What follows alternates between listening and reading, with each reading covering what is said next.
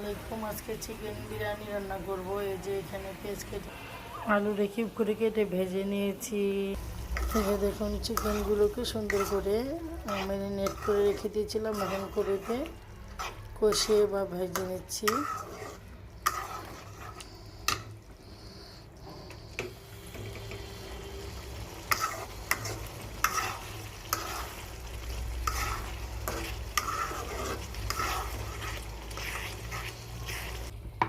আজকে বাসায় ইফতারি করাবো, ওই জন্য স্পেশাল করে বিরিয়ানি রান্না করতেছি।